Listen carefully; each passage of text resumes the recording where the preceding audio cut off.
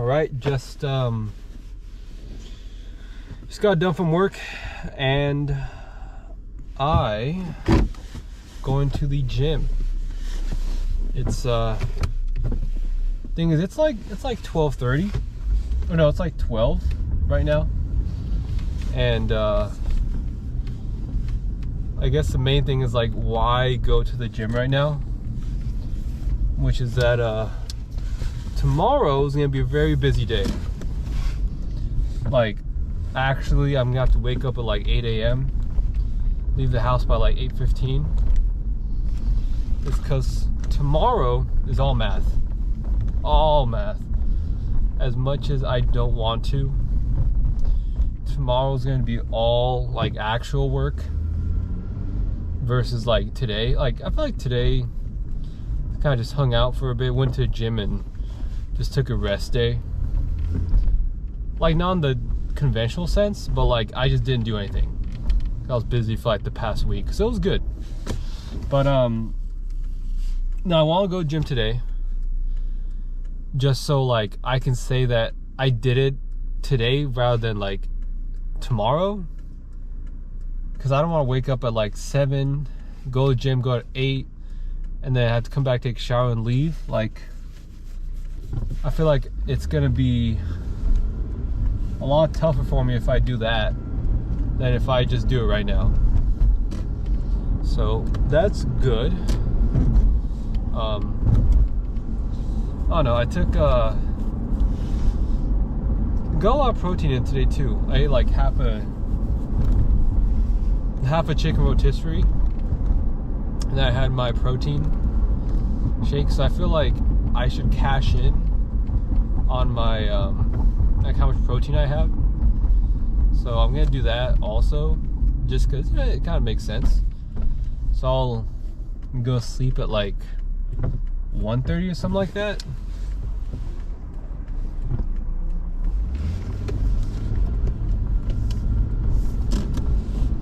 Sorry, it's just this is always a part where it's so much like turning. But yeah, I should be good now. But yeah, no, today so today I was at work and I saw somebody that I haven't seen that person in such a long time. He was because maybe like 4 months ago, he was saying how, well, he transferred to inside the park. He worked at It's a Small World. And funny enough, he was telling me this. Funny enough, his first day was when the Small World incident happened, where that guy just got completely naked and just like in the middle of Small World. And that was his first first training day. Like, you know, there's like a video online of like Disney police like carrying that guy out by like his like ankles and whatnot. He was there. He saw that in real life, which is very wild. No, he said that was really funny, actually. Which is that after that happened, people were like, "Hey, so like, do we get naked like here or like on the ride?" They want to know, like, so do we strip off our clothes for like to get a fast pass, or like how does this work? Very funny. I really enjoyed that. I thought that was the funniest thing. I laughed for probably like 3 minutes after he said that.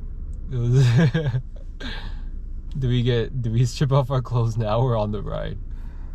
I didn't hear that people said that, actually. I didn't hear that people started saying that, but now I got first-hand account. And from what that person said, because people, they generally go from inside the park to parking.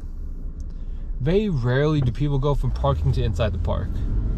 But in this case, the person I knew went from inside the park, or from parking to inside the park, back to parking. And it kind of confirmed what I thought was true, which is that inside the park, it's very like, you have to smile the whole time, and they're very specific about how your costume is. like they're very like micromanaging kind of stuff. And I know, at least for him, he was saying that was the part he didn't like it. And also the managers, he said, were kind of, you know, not that good. So he went back to parking. Because also, like, if you think about it, right? Because if you think about it, it's a small world. Like, what you're doing is you're just pressing a button like 6 hours a day. And let's just say it's not, it doesn't sound like, it sounds very like mind-numbing. And I know, at least for me, the big difference with parking is that you're actually hanging out with somebody the whole time. And there's more like, I'm going to talk and have a great time with this person than anything else. I consider it as you're just with somebody hanging out. Like, I don't think of it like a job.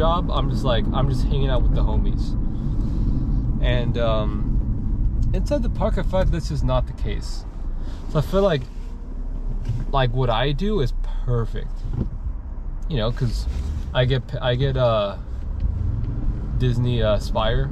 So if you count in like how much they pay for my tuition, and then how much I get paid like regular job, dude, I make like $43 an hour, which is insane. Like, when you calculate it out, make a lot of money, but like half it's paid through like the tuition, which pretty cool. Because the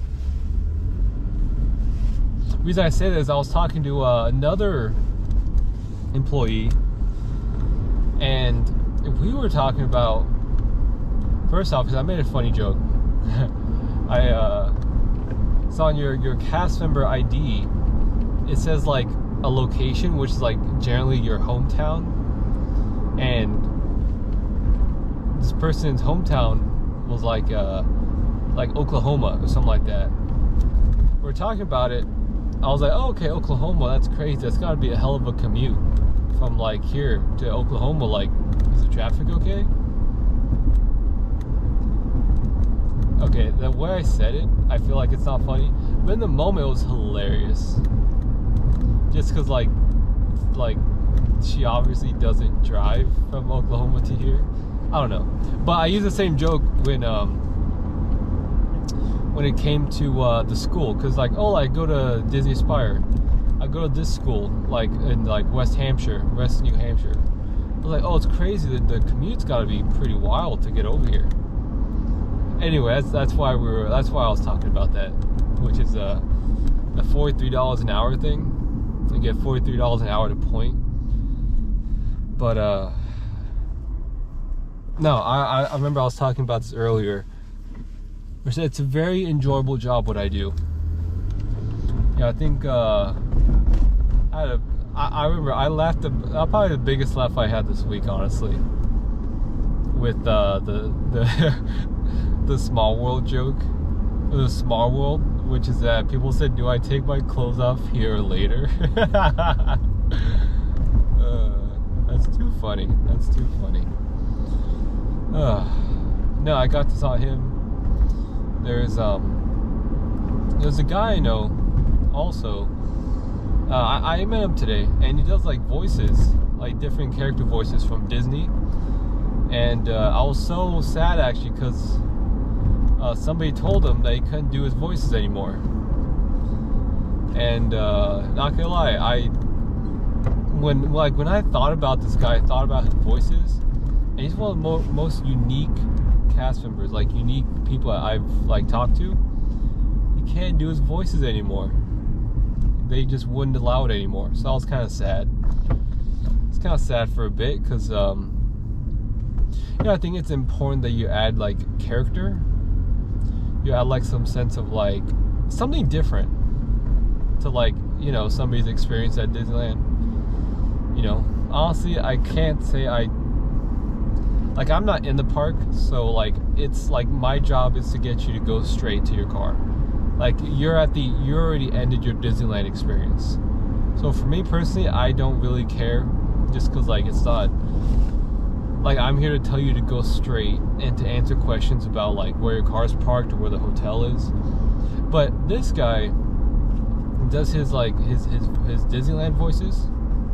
Like he actually made like he gave something that people could remember and talk about. So it's kind of too bad that he can't do his voices anymore. So I felt kind of sad about that. And I guess I guess, and also a guest. So I guess there's a guest that is now a regular. Cause I usually see it's like a couple, and I always see them on the Saturday, Sunday nights, and it's really cool. Just like, cause I just like left work right now.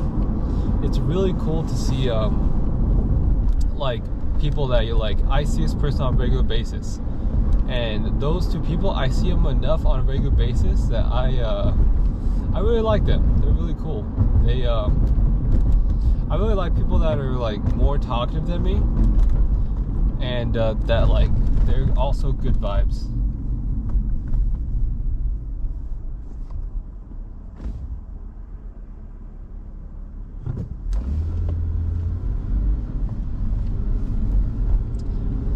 Anyway, but no, I really like that. But no, I don't know their names, but no, we're talking about how their dog, they have like a little Chihuahua, and we're talking about corgis and like corgi races. And in Huntington Beach, there's like a corgi like party or something like that they do in Huntington Beach.